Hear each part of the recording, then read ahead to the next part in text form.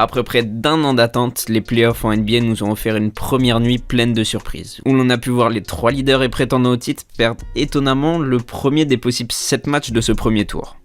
Mais alors que s'est-il passé? Pourquoi ces défaites sont-elles venues si tôt et qu'est-ce qu'elles peuvent vraiment signifier sur l'aboutissement et le résultat de ces séries? C'est parti. Commençons par Philadelphie contre Brooklyn.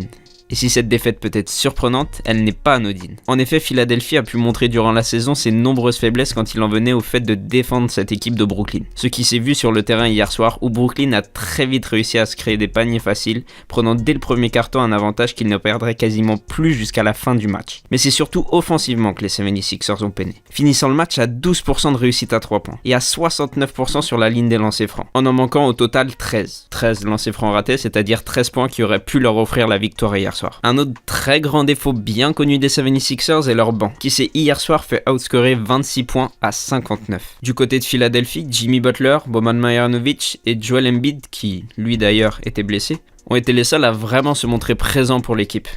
Alors pour moi, cette série va être beaucoup plus serrée que prévu, et elle va sûrement se jouer sur l'état physique de Joel Embiid, dont la blessure qui l'a forcé à se reposer en fin de saison paraît un peu plus grave que prévu et l'empêche de jouer à 100% actuellement. Mais cette série va aussi jouer sur les performances de Ben Simmons, qui a encore une fois donné raison à ses détraqueurs hier soir.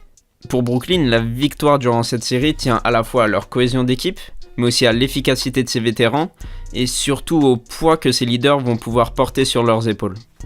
Au final, mon pronostic, je sais pas trop, plutôt 4-3 ou 4-2 pour Philadelphie. Malgré son peu d'expérience, elle fait face à une équipe, elle aussi très jeune, et a toutes les armes pour rebondir, et j'ai honnêtement beaucoup de mal à les voir perdre dès le premier tour. Le deuxième upset de la nuit a vu se confronter Toronto et Orlando. Et là, même s'il peut avoir l'air inquiétant à premier abord, je ne pense pas qu'il ait autant de signification que celui entre Philadelphie et Brooklyn.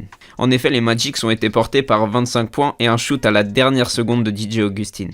Et tous mes respects pour DJ Augustin, je ne pense pas qu'il sera capable de réitérer cette performance une deuxième fois durant la série. La défense de Toronto était quant à elle focalisée sur des menaces telles que Vucevic, Gordon et Fournier, qu'ils ont d'ailleurs bien réussi à neutraliser durant tout le match. Ce qui a permis à des joueurs comme Carter Williams ou DJ Augustin, que l'on voit moins souvent scorer, faire plus de dégâts, les défenses n'étant pas focalisées sur eux. Mais je pense maintenant que Toronto connaît un peu mieux cette équipe d'Orlando et va pouvoir régler ses problèmes. Ce qui m'inquiète au contraire, c'est la performance de Kyle Lowry, qui même s'il a été solide défensivement, a été encore plus transparent offensivement qu'il ne l'est habituellement en play-off, finissant la soirée à 0 points malgré la défense médiocre de son match-up DJ Augustin qui lui a offert shoot ouvert sur shoot ouvert, où que ce soit sur le terrain. Kyle Lowry laissait parfois même une certaine impression de timidité ou de peur, qui ne m'inquiète pas pour cette série, mais plus pour la lutte pour le titre des Raptors, dont je redoute encore une fois une énième élimination au second tour comme on l'a pu voir l'année dernière et les années passées. Alors pour en finir avec mon pronostic, cette défaite n'est pas très significative pour moi. Je pense que Toronto va réussir à s'adapter à Orlando, éviter de faire des erreurs comme elle a pu faire hier soir. Mon pronostic final, 4-1 ou 4-2 pour Toronto. Et pour finir, ouf, là on passe à du sérieux. San Antonio contre Denver. S'il y a bien un upset que je voyais venir, c'est celui-ci. Même si l'on se trouve face à un duel entre le 2e et le 7e à l'ouest, je pense que cette série peut aller en 7 matchs. En effet, durant tout le match, Denver a eu du mal à être à droit à 3 points, finissant le match à 20% de réussite. Et le problème étant qu'ils vont fortement en avoir besoin pour passer cette équipe solide qu'est San Antonio. Et les équipes trop dépendantes au shoot à 3 points n'ont pas eu la plus grande réussite en playoff ces derniers temps, comme on a pu le voir l'année dernière avec l'exemple de Houston. Là où j'ai aussi très peur pour Denver, c'est au niveau psychologique. Pour une équipe si peu expérimentée, une telle défaite chez eux dès le premier match peut les faire sortir de leur gond. Surtout quand on sait que certains joueurs dans cette équipe ont par le passé montré certains signes de nervosité.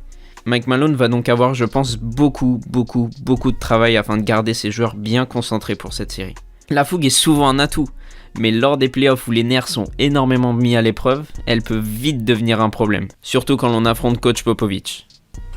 Et alors pour mon pronostic, honnêtement, je suis très partagé.